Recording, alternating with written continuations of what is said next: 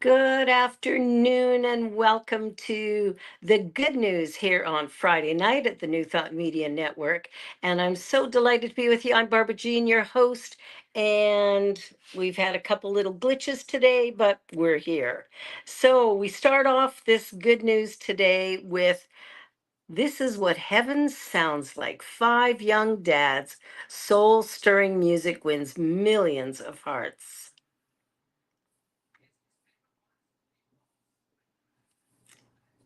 So, a Swedish group of 5 vocalist fathers, Dad Harmony, has won millions of hearts over the world with their peaceful yet powerful voices and beautiful melodies. Surprisingly, the dads, who are all in their early 30s, stumbled into being a viral singing sensation. None of them have had any professional training. The talented men all have regular jobs, and singing is their shared passion. Wow. Do we have a little clip of them singing, Daya?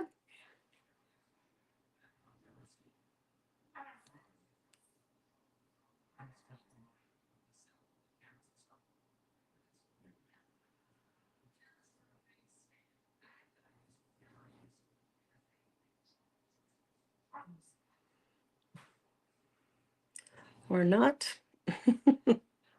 Okay. Well, we'll just move right along. It's wonderful to see young dads doing beautiful stuff. All right, here's a great story out of Alberta, Canada, which is my home province. And this is the Samus Solar Park. North America's biggest solar project is rising in Alberta, Canada. The city of Medicine Hat in Alberta is transforming a former industrial site into the Swamish Solar Park. This 325 megawatt renewable energy project will provide the city with clean electricity. Medicine Hat is no stranger to energy production, but its latest initiative is a move toward a greener, more sustainable future. Known for its natural gas reserves, the city is now focusing on renewable energy by developing the Samish Solar Park, which will become Canada's largest urban solar power project. This solar energy farm will be built on 1,600-acre contaminated industrial site, effectively repurposing the land for clean energy production. Ah, how great is that? Way to go, Alberta! Nice to know my home province is, you know, staying on top of things. All right. So Ozzy Osbourne, who knew he would be in the good news? Well, Ozzy really deserves it this time. Ozzy Osbourne's final concert with Black Sabbath raised $190 million for charity. Well, that's nothing to be laughed at. That's a pretty good amount. The Prince of Darkness made his official curtain call recently with a benefit concert for Parkinson's Research and Children's Hospital that raised a staggering $190 million, featuring a star-studded lineup of heavy metal guests and culminating in Black Sabbath's final performance. The concert was live streamed by millions around the world after tickets for the Birmingham show sold out in just 16 minutes. Yeah, that is pretty remarkable. Pretty remarkable. Mm. Featuring performances from heavy metal stars Mastodon, Anthrax, Lamb of God, Alice in Chains, Pantera, Tool, Slayer, Guns N' Roses, I've heard of them, Metallica, and I've heard of them, and 2 different supergroups composed by Morello that included members of, pardon me, Aerosmith, Judas Priest, Hot Chili Peppers, and more. Well, this is a pretty remarkable concert to say the least, and we got to have a big shout out to Ozzy Osbourne for that one. And on that note, we're going to take a short little commercial break, and we will be right back with more good news here on the New Thought Media Network. Don't go away. Welcome to the Convention of the Americas 2025, Rising Together. Join us for a truly bilingual retreat experience, on the shores of the beautiful Lake Chapala, Mexico. July 22nd through July 26, 2025, at the Hotel Villa Monte Carlo in Jalisco, Mexico. Featuring Reverend Jeffrey Ryan, Dr. Jose de Lira Sosa, Reverend Dr. Kathy Ann Lewis, Reverend Dr. John Waterhouse, and Reverend Dr. David Bruner. Registration is now open, and payment plans are available. Simply visit www.conventionoftheamericas.com. Come be part of a transformative gathering with powerful presentations, workshops, networking time, and just good old relaxing and connecting. Plus, you can learn more about the science of mind and how to live this powerful philosophy in your life. Transform your life at Convention of the Americas, 2025. Rising. New Thought Media Network proudly presents It's All Love, Wednesdays at 4 p.m. Mountain Time, 6 p.m. Eastern, with Laura Mock as the presence of love, Maria Hartman, knowing truth, Wendy Wilson as the quality of presence, and Lara Brzezinski as the essence of joy. It's All Love, a space where we open into the heart, tap into the soul's deep wisdom, and enter into the energy of love, truth, presence, and joy. It's All Love, Wednesdays at 4 p.m. Mountain Time, 6 p.m. Eastern.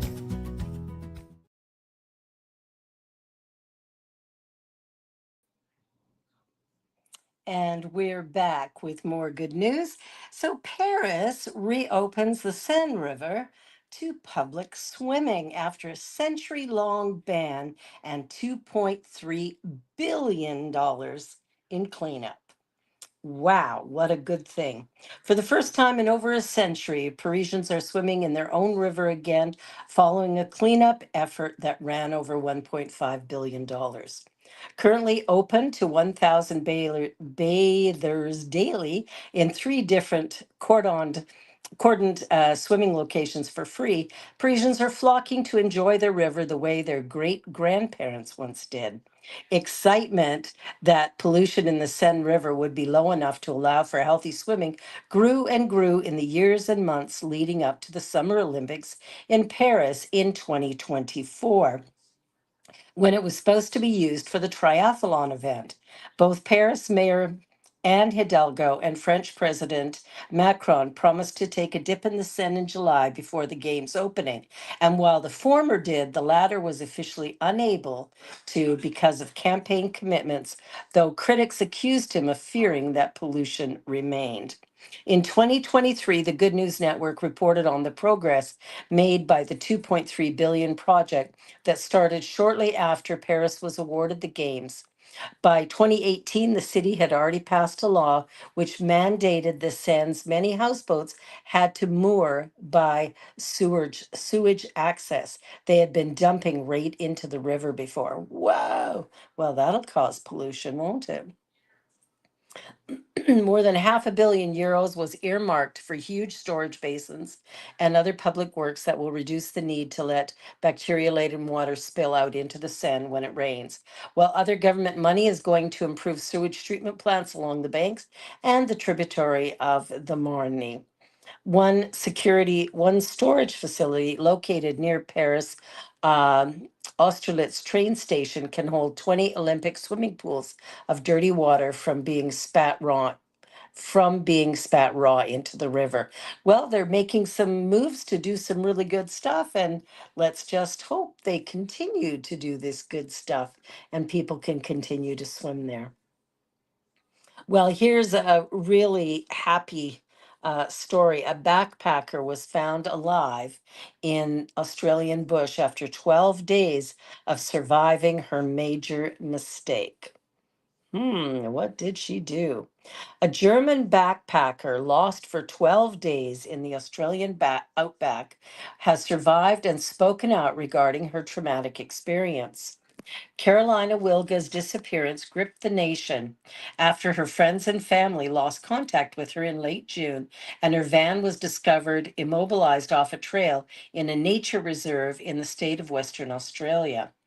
The 26-year-old had been found walking along a track on the outskirts of the reserve, having been ravaged by mosquitoes and chewed up in the rough terrain. Inspector Martin Glynn of the Western Australia Police said Wilga was found last Friday at 7:30 p.m. local time by a member of the public who took the backpacker to the nearest town, Beacon.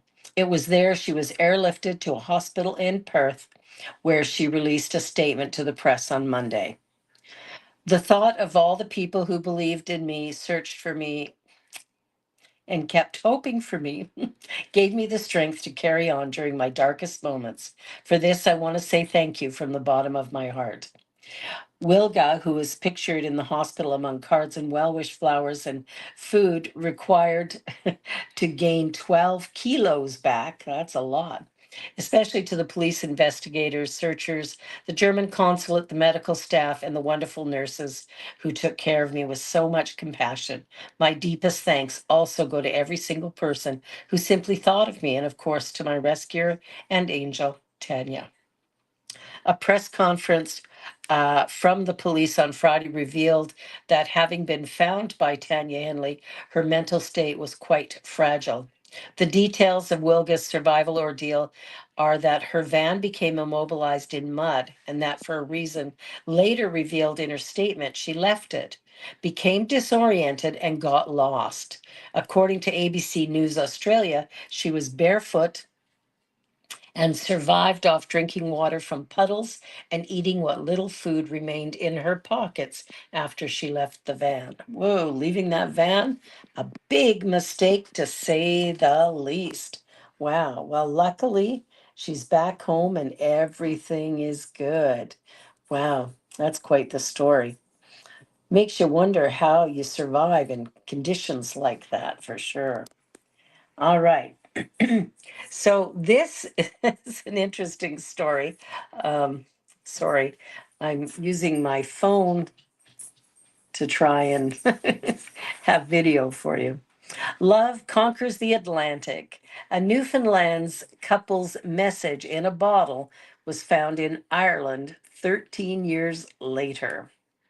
From the shores of Newfoundland to the shores of Ireland comes the story of two young lovers frozen in time within the blue glass of a wine bottle. Separated by five time zones, 1,800 miles, and 13 years, the humble message in a bottle proves once again we have a unique power for connecting human beings. It was 2012 when Brad and Anita were enjoying a picnic on Bell Island off the coast of Newfoundland. The long distance daters then got the idea to write a letter and stuff it in the wine bottle they had just emptied. Today we enjoyed dinner, this bottle of wine and each other on the edge of the island, Anita wrote. Brad, then a greenhorn police officer, stood up and gave it all he had into the waters of Conception Bay, unsure if it cleared the rocks. On July 7th, according to the Canada Press, the bottle was found by Kate and John Gay on the Maharis Peninsula in southwest Ireland. That night, they broke it open, and members of the local conservation society read the letter out loud and hurried to get in touch with the authors. Less than an hour later, a local named Martha Farrell confirmed to the Maurice Conservation Association that according to the text message she had just received, Brad and Anita were still in love, but now we're married with 3 children. How cool is that? Oh, I love it. I love it. I love it. Some of these stories are just too fun. All right. A police officer and mechanic team up to help a homeless mom in need. Oh, we need more people like this. A routine traffic stop in Goodyear, Arizona turned into a life-changing moment for a mother facing difficult times. When a local police officer pulled over a woman last week, he quickly realized the situation was more serious than a simple traffic infraction. The woman broke down in tears, explaining that she and her children were living in a hotel, barely getting by. Her car wasn't running properly, and she had very little money left. Instead of issuing a citation, the officer contacted Community Action Team Officer Scott Daniel, who frequently works with people in need. Sometimes a site or whatnot is not needed if we can help somebody out to get where they need to be. Officer Daniel reached out to Marcus McFall, the owner of McFall Tire and Auto Repair. Without hesitation, McFall agreed to help. After inspecting the vehicle, he found several issues, including a broken air conditioning unit and other expensive repairs, totaling around $2,000. But the woman didn't have to worry about the bill. McFall donated all the labor and offered steep discounts on the parts. She was a good person. She had her ducks in a row. She just needed a little help to get back on the road. The remaining costs were covered by Angels on Patrol, a nonprofit that supports individuals facing urgent challenges. Oh, that is so wonderful. Boy, we need a whole lot more of that in our world, don't we? I love that. I love that story. All right. Well, here's another great. I'll tell you, we got lots of good ones tonight. Makes you wonder why regular news is so negative when there's all this good stuff going on. Well, a 13-year-old hero saves a young boy from drowning at Silver Lake. A 13-year-old boy is being hailed as a hero after his quick thinking and courageous actions helped save the life of 11-year-old who nearly drowned in Silver Lake at Thornton A. Sullivan Park in Everett, Washington. Uh, Gage Bryant was at the lake with his aunt when a woman nearby mentioned she saw a child fall into the water and not come back up. Moments later, the boy's frantic mother arrived, saying her son couldn't swim. Without hesitation, Gage sprang into action. I didn't know what to do. I just went with it. I just thought quick.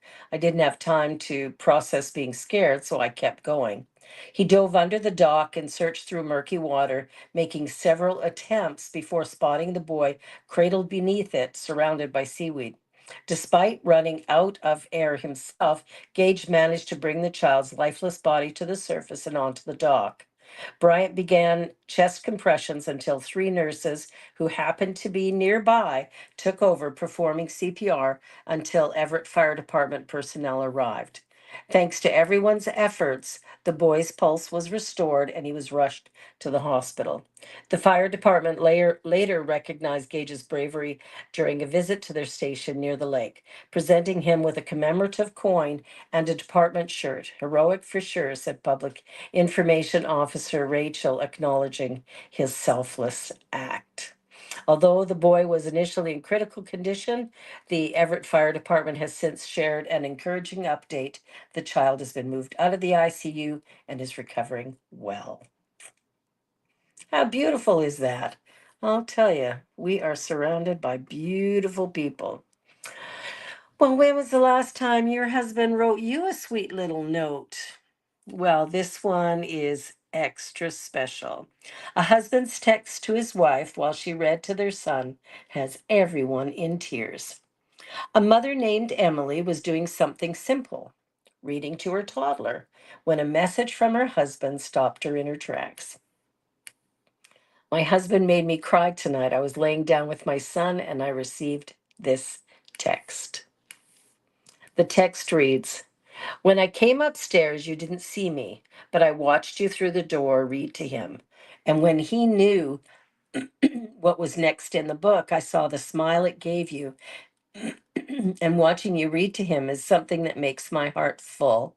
You might not be able to see it from behind, but when you read to him, his face lights up and the smile is full of joy. I know it's hard to stay patient, but please keep doing what you're doing. That boy loves his mama, and I can see it all over his face. You're such an amazing mom to our son. All right. I can't thank you enough for what you do for me and behind the scenes. I love you. Oh, how sweet is that? Okay, I got to talk to my husband. He needs to write me a little note. Although I'm not reading little stories to our daughter anymore, but you know. All right, back to science. So, a common bacteria can turn plastic bottles into the painkiller acetaminophen or paracetamol. Huh, interesting. Scientists in Scotland recently engineered bacteria to be able to turn plastic into a precursor to the painkiller acetaminophen. Oh, sorry. Um, Though far from scalable at the moment, the reaction nevertheless underpins a potential starting point for greener production and recycling systems, as acetaminophen is produced with fossil fuels and plastic pollutes the environment. The precursor compound, known as para-aminobenzoic acid, can be made by the by a type of bacteria. And so this used in the study had this ability removed through genetic engineering. In this way, the bacteria needed to perform a Lawson rearrangement, or the process by which a nitrogen-bearing molecule from the environment is converted to PABA, which is also the precursor to the vitamin B9 or folic acid. The molecule selected was PET, one of the most common plastic polymers used today, forming plastic water and beverage bottles, packaging, and other items.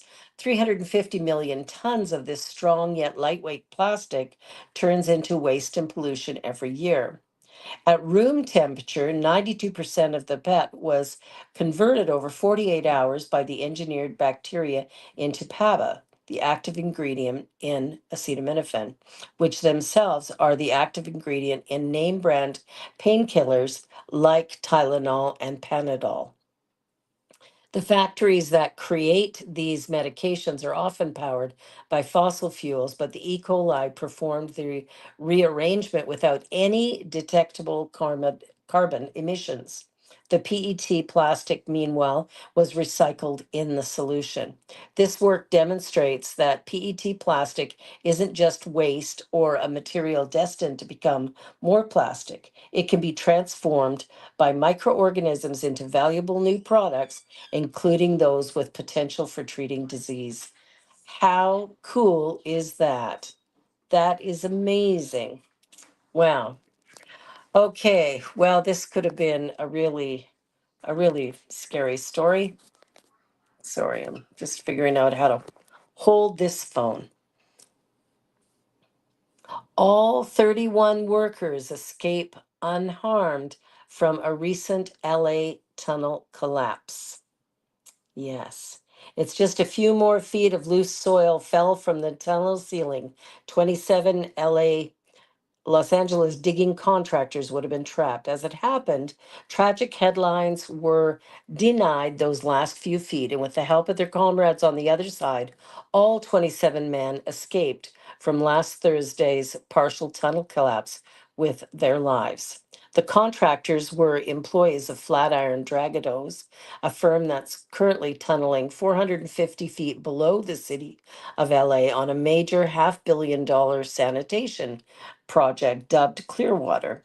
At 18 feet wide and 7 miles long, it's an immense undertaking to transport treated wastewater from a plant in Carson to the ocean. Around 8 p.m. local time, the soil in the ceiling portion of the tunnel began collapsing down behind 27 men who had the large tunneling machine in front of them. The collapse occurred 6 miles from the only access point to the tunnel. Various first responders and emergency services rushed to the scene, including all the city's urban search and rescue teams.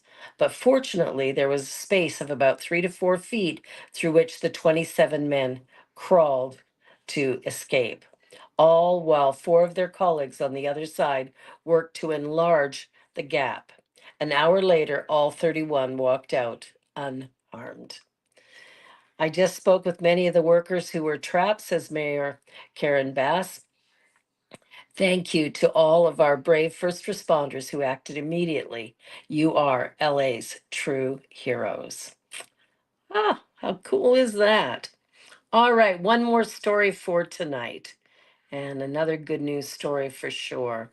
So, this is about a bamboo plantation. So, new bamboo plantations are healing villages choked by toxic ash from coal plants in India. In Western India, bamboo is being used to rejuvenate lands choked with ash from thermal power plants. One of the largest coal burning nations, owing to its large population and drive for economic development, India has nevertheless likely contaminated thousands of acres of marginal and arable land with fly ash. Fly ash is the heavy particulate matter ejected during coal and wood burning. And in the case of coal, the presence of heavier minerals like silica make farming under its influence all but impossible. In the Indian state of Maharashtra, the National Environmental Engineering Research Institute has spent 12 years pioneering a 5-step program to restoring fly ash degraded lands using bamboo and soil amendments. Working in the region, 3 thermal power plants had significantly polluted the surrounding lands. In the villages, 24 acres of smallholder farms were covered in ash, strangling the livelihoods of anyone who would otherwise farm there. The fly ash has a component called silica, which usually settles on the crops. This cut down the productivity of the crops. Bamboo is a plant that attracts silica, and this helps in making sure crops are not affected as the bamboo sites attract most of the silica in the air. There are over 1,000 species of bamboo, and one that could help one village may not be suitable for another. Pardon me.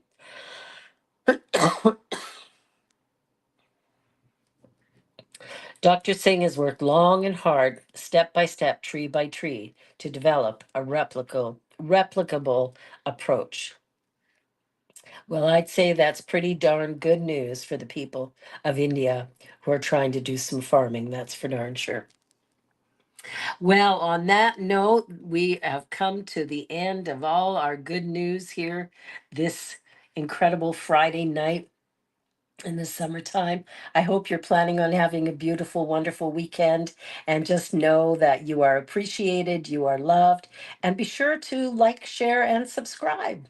We'd love to have you here again, paying attention to all that's going on and sharing the good news with everybody you know. Have a wonderful, wonderful weekend, and I look forward to seeing you again next week. Bye for now.